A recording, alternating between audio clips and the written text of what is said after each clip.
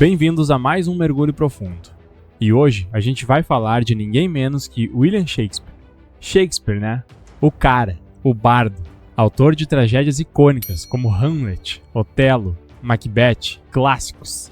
E claro, a história de amor atemporal, Romeu e Julieta. As peças dele continuam encantando, né? Atravessando os séculos. É impressionante como a obra dele permanece relevante. Mas por que será? O que torna a obra dele tão duradoura? É isso que a gente vai tentar descobrir hoje. Em vez de a gente ficar só nas peças, a gente vai mergulhar um pouco na vida do homem por trás das palavras. Vamos explorar um material fascinante sobre a biografia do Shakespeare e a nossa missão hoje é desvendar como a vida dele, desde as origens humildes até o sucesso nos palcos de Londres, influenciou a criação desse universo literário tão rico e complexo. E vamos começar do começo então. William Shakespeare. Ele nasceu em Stratford-upon-Avon, em 23 de abril de 1564. Filho de John Shakespeare, um comerciante de lã que, pelo que parece, era um cara ambicioso, né? Chegou a ser o prefeito de Stratford. E a mãe, Mary Arden, uma família com uma trajetória interessante. Imagino que essa ascensão social do pai dele tenha exposto Shakespeare desde cedo a diferentes realidades, diferentes camadas da sociedade. A gente vê essa ambição, esse envolvimento com a comunidade. Isso com certeza deve ter influenciado a formação dele. E ele começou a estudar na cidade natal, mas por volta dos 13 anos, a família passou por dificuldades financeiras. Então, ele teve que largar os estudos para ajudar o pai. É uma mudança drástica, mas essa experiência de ter que lidar com a dificuldade, com a pobreza de certa forma tão cedo, influenciou na obra dele? Olha, é difícil dizer com certeza, mas é possível. A gente vê em várias peças essa sensibilidade para as questões sociais, a luta pela sobrevivência. Personagens marginalizados, a questão da riqueza e da pobreza são temas recorrentes. Mas voltando à biografia, logo depois, aos 18 anos, ele se casa com Anne Hathaway, 9 anos mais velha que ele. Logo em seguida vem a primeira filha, a Susan, e depois os gêmeos, Judith e Hamnet. É uma vida familiar que começa cedo, né? Mas mesmo com as responsabilidades familiares, a gente vê que a paixão por teatro já estava presente. Ele escrevia versos, assistia às apresentações das companhias teatrais que passavam por Stratford. Era uma chama que já estava acesa ali. E essa chama leva ele para um caminho um tanto quanto inesperado. Por volta de 1586, ele se envolve com o que as fontes chamam de más companhias. É um período meio obscuro da vida dele. Ele toma uma decisão drástica, né? Ele deixa a família e parte para Londres. O que você acha que motivou essa fuga, essa mudança radical? É difícil saber ao certo. As fontes não são muito claras sobre esse período. Mas a gente pode imaginar que era um jovem, né? Em busca de novas oportunidades, talvez tentando escapar de algumas que são complicadas em Stratford. E Londres, naquela época, era o centro cultural da Inglaterra. Atraía artistas, intelectuais, era um imã para quem tinha talento e ambição. A vida em Londres não foi fácil no começo. Ele precisou começar de baixo. Tem relatos de que ele cuidava de cavalos, do lado de fora do teatro James Burbage, o primeiro teatro construído em Londres. Depois foi trabalhar nos bastidores, uma verdadeira imersão no mundo do teatro, né? Começando de baixo, aprendendo na prática. Essa experiência nos bastidores deve ter sido fundamental para a formação dele como dramaturgo. Observar os atores, os ensaios, a montagem das peças, tudo isso deve ter dado a ele um conhecimento prático que nenhuma escola poderia ensinar. E ele não parou por aí. Ele era um leitor voraz. Lia autores clássicos, romances, histórias, crônicas. Ele tinha uma sede de conhecimento incrível.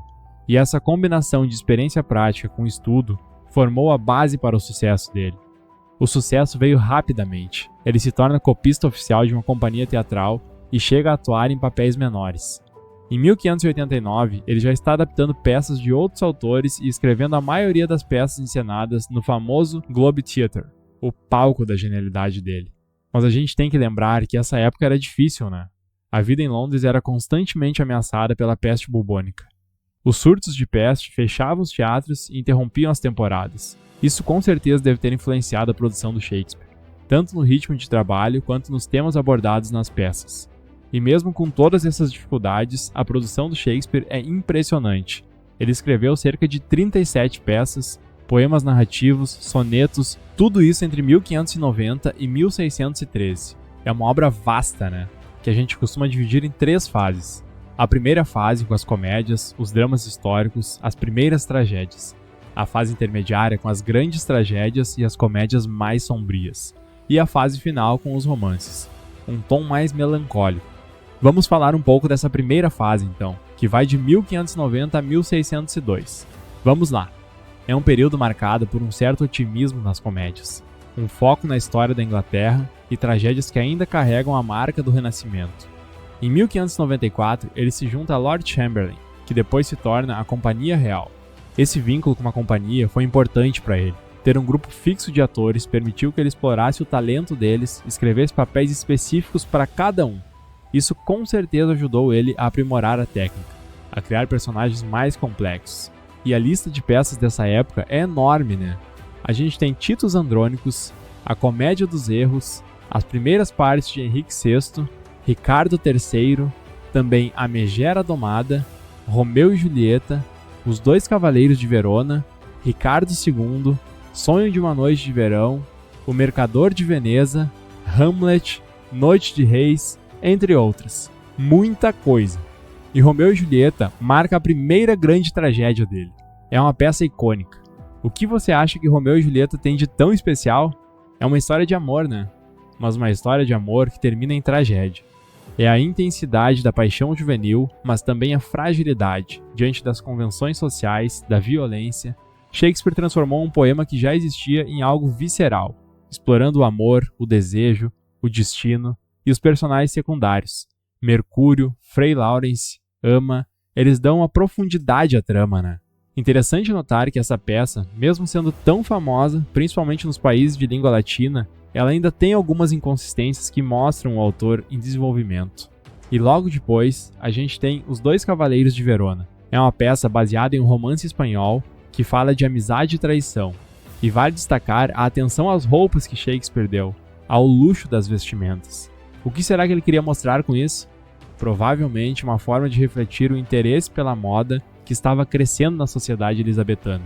As roupas como um símbolo de status, de identidade, e também podia ser um atrativo visual para o público. E aí a gente chega em Hamlet, uma obra-prima, uma peça que mergulha na filosofia, na psicologia. Os monólogos do Hamlet, que são famosos, nos fazem pensar sobre a vida, a morte, o sentido da existência.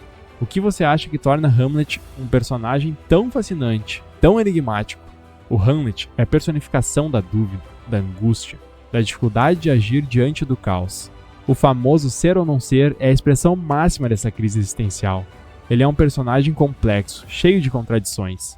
A peça explora essa tensão entre a vingança, o dever, a moral. É uma obra aberta, múltiplas interpretações. E essa introspecção, esse tom, essa sombra, parecem preparar o terreno para a segunda fase da obra de Shakespeare, que vai de 1603 a 1610, quando ele se torna sócio do Globe Theatre. E as tragédias ganham mais força, mais intensidade. As comédias ficam mais ácidas, mais amargas. Mas o que marca essa mudança, essa transição? Eu acho que os temas se tornam mais complexos, mais sombrios.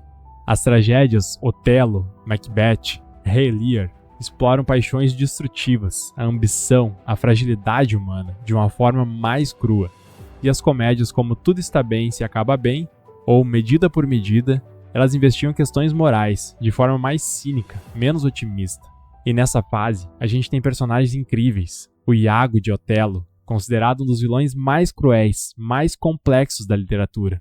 O Iago é um mestre da manipulação. Ele usa a inteligência, a lábia para destruir os outros. E o pior é que a gente nunca sabe ao certo qual a motivação dele. Isso que o torna tão assustador. Macbeth é uma tragédia concisa, impactante. A ascensão e queda do Macbeth parece um estudo sobre a ambição, sobre a culpa. A peça mostra como a ambição descontrolada pode levar à ruína. E o Macbeth é consumido pela culpa, pelo remorso. E é interessante que em 1611, depois de ter alcançado tanto sucesso, acumulado riqueza, o Shakespeare decide voltar para Stratford. Por que será? Talvez ele tenha sentido falta das raízes, da tranquilidade. Ele já tinha conquistado tudo em Londres. Talvez quisesse aproveitar a vida ao lado da família. E essa última fase da obra dele, de 1610 a 1616, é marcada por peças com um tom mais romântico, mais sereno. A Tempestade e Henrique VIII. O que será que explica essa mudança? Alguns estudiosos acreditam que essas peças refletem uma visão mais madura do Shakespeare. talvez um certo cansaço, né? Uma busca por um final mais harmônico. Tempestade, principalmente com o tema da redenção, é vista como uma despedida do próprio Shakespeare ao teatro. E Shakespeare morre em Stratford-upon-Avon em 23 de abril de 16, no mesmo dia do aniversário dele. Que coincidência, né? Um ciclo completo. E o legado dele é inegável. Ele é considerado o maior dramaturgo da literatura universal, não só pela quantidade de obras, mas pela profundidade dos personagens, pela riqueza da linguagem e pela atemporalidade dos temas. As peças dele continuam sendo encenadas, estudadas, porque ele captou a essência da natureza humana, com suas paixões, contradições, alegrias e sofrimentos. E vamos agora refletir sobre algumas frases criadas pelo autor para ter um gostinho da genialidade dele. É mais fácil obter o que se deseja com um sorriso do que a ponta da espada. Chorar sobre as desgraças passadas é a maneira mais segura de atrair outras. Reflexões que continuam relevantes até hoje. A capacidade do Shakespeare de expressar verdades universais de forma tão eloquente é o que garante a imortalidade dele. Então é isso. Hoje a gente fez um mergulho na vida de William Shakespeare. Desde o começo lá em Stratford, o sucesso em Londres, vimos as 3 fases da obra dele, como os primeiros anos de vida, as experiências, o contexto histórico, tudo isso influenciou a criação dessas obras-primas. Vimos como ele evoluiu de um jovem promissor a um mestre da dramaturgia. E para você que acompanhou a gente até aqui, fica a pergunta: será que essa compreensão da vida do Shakespeare pode enriquecer a nossa experiência ao ler ou assistir às peças dele? É uma boa pergunta. Que novas camadas de significado a gente pode descobrir ao conectar o homem à sua obra, pensando no contexto, nas influências. Isso pode nos dar uma nova perspectiva sobre a obra de um dos maiores gênios da literatura. Se você quer desbravar mais sobre William Shakespeare, não deixe de conferir os links que estão na descrição deste vídeo e no primeiro comentário fixado. Lá você encontra as principais obras do autor. E se você ficou até agora conosco, deixe seu like no vídeo e se inscreva no nosso canal para receber mais vídeos como este. Até mais!